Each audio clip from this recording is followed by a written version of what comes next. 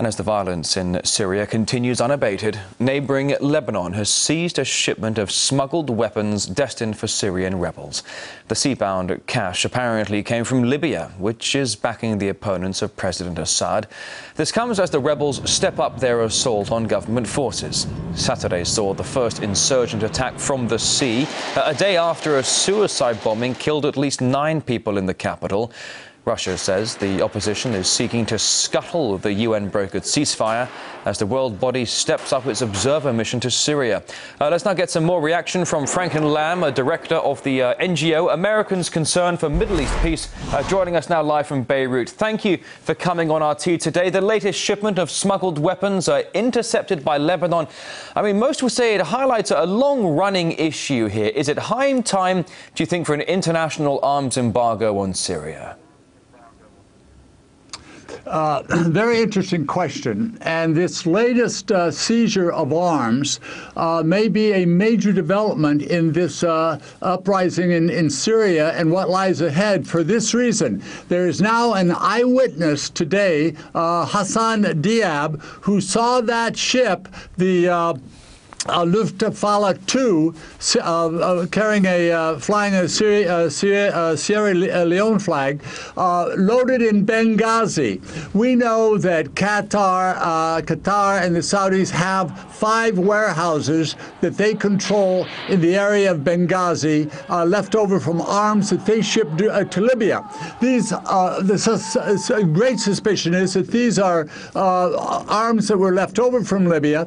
The craft was loaded there. There was to be 15 containers, but it turned out there were only, in fact, 3 that were filled with 150 tons of weapons.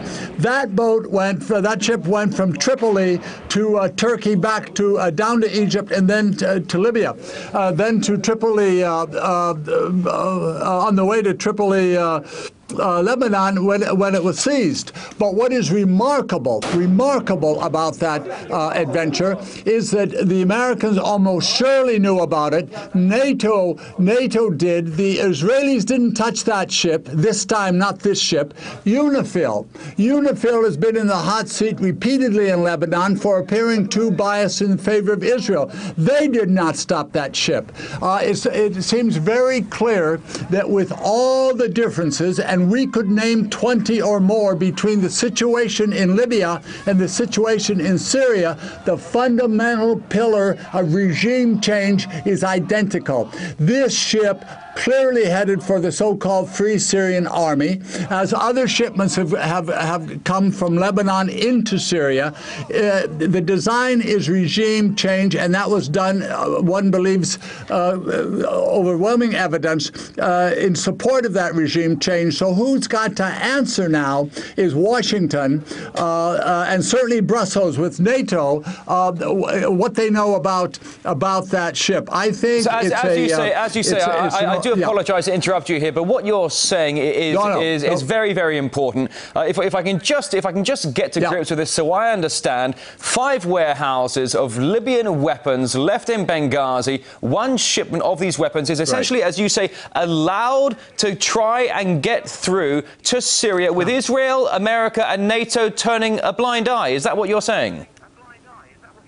And possibly UNIFIL. All of those governments involved have some serious questions facing them now, and we'll see if this ends up in the United Nations. Russia may play a role and demand, with this new friendship with China, that they get to the bottom of this. This is the latest development of what seems like a NATO plan or indirect NATO plan for regime change. And also designed, I think, to undermine the Kofi Annan 6-point plan. First, the Americans said, we've got to have a ceasefire, we've got to have a ceasefire. They wanted a ceasefire to give the rebels, the opposition, time to get armed, to get funded, to get organized. Now they don't want a ceasefire, and they're thwarting this plan. Well, you raised the issue of Kofi Annan's 6-stage peace plan. Also, the UN bolstering its observer mission going on there in Syria. But certainly, as you're saying, with NATO being aware of this weapons shipment trying to get its way to Syria, Lebanon intercepts it, though, some experts argue that the US and its allies are seeking to remove Assad, as you were saying a moment ago, only in order really to weaken Syria's key ally of Iran. How much do you read into that?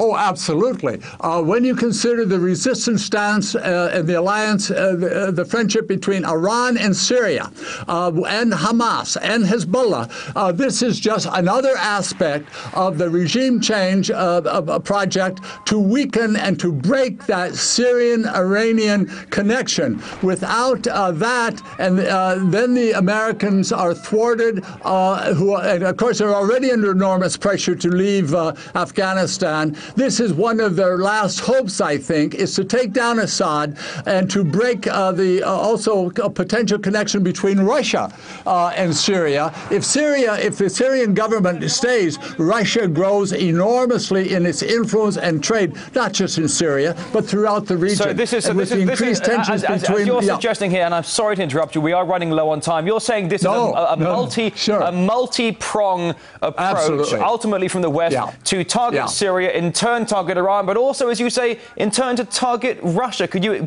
explain that one more time for me?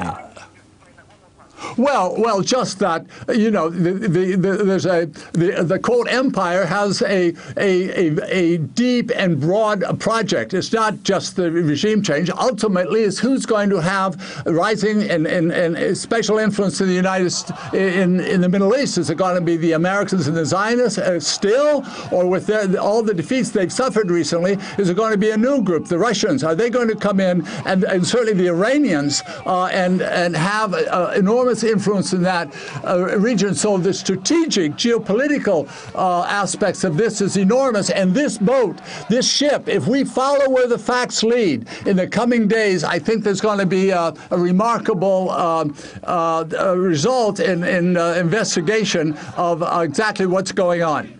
Franklin Lamb, director of the NGO Americans Concerned for Middle East Peace, joining us live from Beirut. Thank you very much.